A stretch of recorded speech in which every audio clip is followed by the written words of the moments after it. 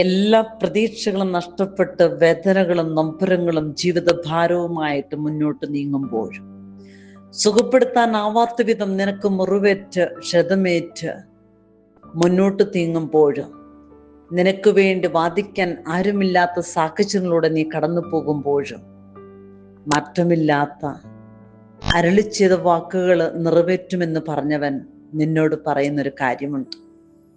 ജെറമിയ പ്രവാചകന്റെ പുസ്തകം 30:17 ഞാൻ നിനക്ക് വീണ്ടും ആരോഗ്യം നൽകും, നിന്റെ മുറിവുകൾ ഞാൻ സുഖപ്പെടുത്തും, നിന്റെ ഐശ്വര്യം ഞാൻ വീണ്ടും പുനഃസ്ഥാപിക്കുമെന്ന് നമുക്ക് വിശ്വസിക്കാം.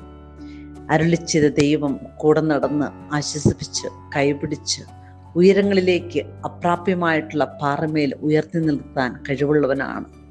ആ ദൈവം നമ്മുടെ കൂടെ നടക്കാൻ കൊതിക്കുന്നവനാണ്.